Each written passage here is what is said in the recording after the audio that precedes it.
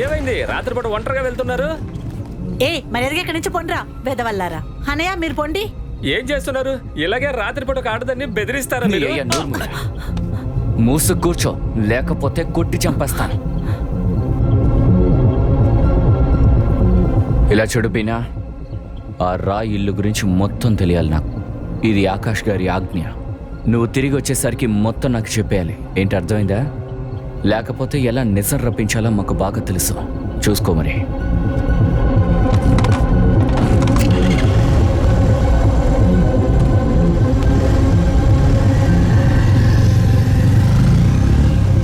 వెళ్ళండి అన్నయ్య.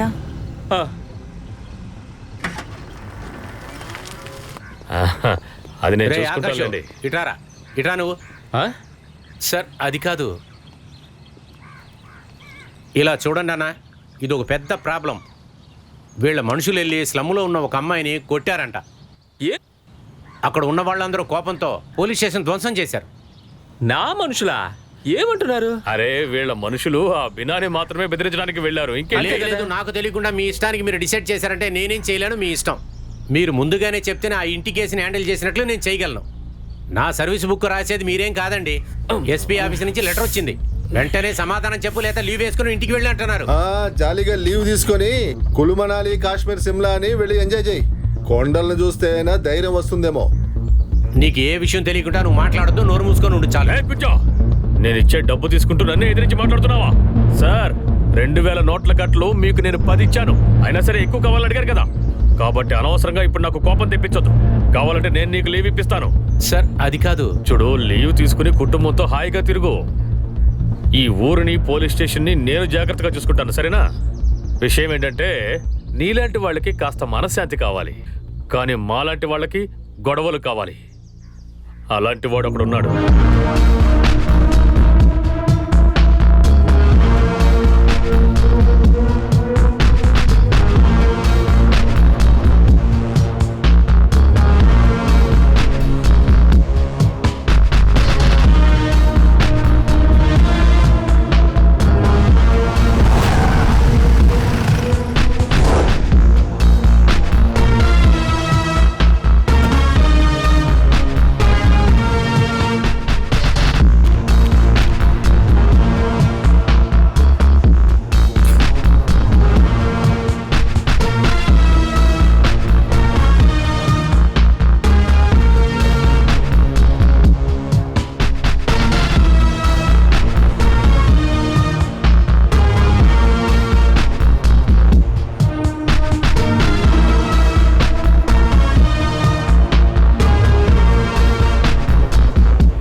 Happy vacation sir.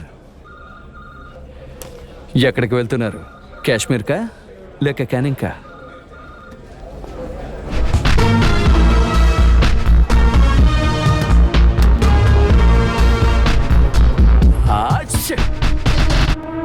అరచ్చా, ఈ ఎలర్జీ నన్ను వదిలి వెళ్ళడం లేదా?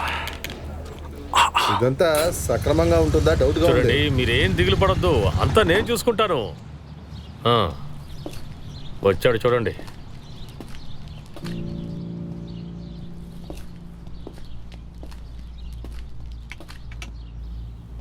అరే పర్వాలేదులే. బాగున్నావా? బాగున్నాను. వచ్చే నెల 5వ తారీఖు స్పెషల్ ఏంటో తెలుసా? మీ తాతగారు చనిపోయారే, అమ్లన్ రాయి. ఆయన గాని బ్రతికుండుంటే వచ్చే నెల ఆయనకి 100వ బర్త్డే. ఆయన కొడుకు అనే విధంగా నేను ఏదో ఒకటి చెయ్యాలనుకుంటున్నాను. You know something big. మంచిది. మరి నువ్వేమీ చేయవా? లేదు,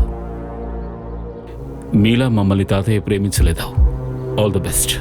ఎనీవే నాకు ఆలస్యం అవుతుంది, వస్తాను.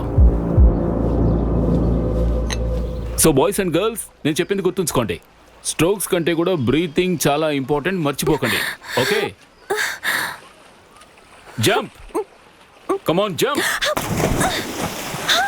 ఏ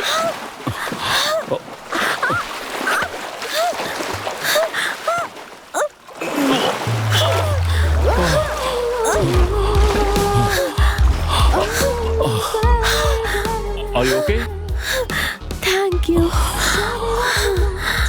నాకు తెలిసి నువ్వు ఖచ్చితంగా బిగినర్వే. ఏ బినోయ్, బినోయ్, నీ ట్రైనర్ ఎవరు? No one. మీరు నాకు ట్రైనింగ్ ఇస్తారా?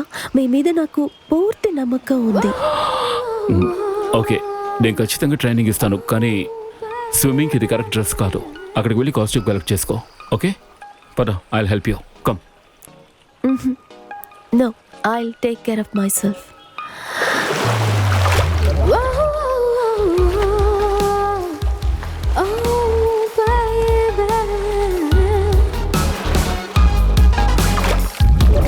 Show me what you got, oh baby.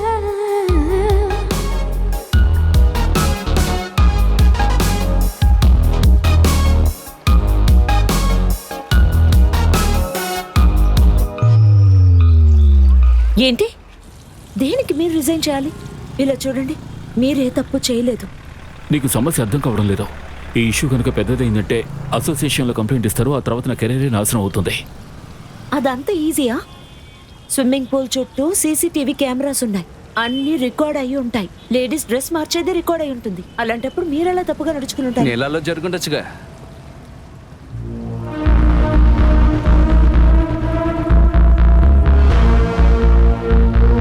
అక్కడ సీసీటీవీ లేదు కదా.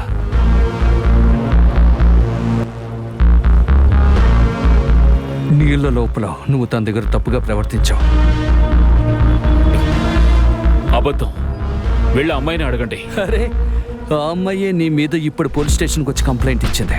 అందువల్ల ఇప్పుడు నేను బాగా ఎంక్వైరీ చేయడానికి స్టేషన్కి తీసుకెళ్తున్నాను. రానతో. బృందా, వీళ్ళు కావాలని చేస్తున్నారు. నువ్వు అమ్మని అనుని చూసుకో. ఇదిగో, నువ్వు వాళ్ళని చూసుకో, నేను వీడిని చూసుకుంటాను. పద రా, పద. వీళ్ళు జీపెక్కించండి. పోనీ. ఇదిగో మేడం, నేను చెప్పేది శ్రద్ధగా వినండి. రేపు ఎల్లుండి శని ఆదివారాలు, సోమవారం ఎలాగ లీవు, మంగళవారం మనం కోర్టులో కలుసుకుందాం, ఓకేనా?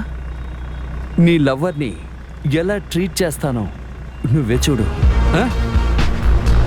పోనీ.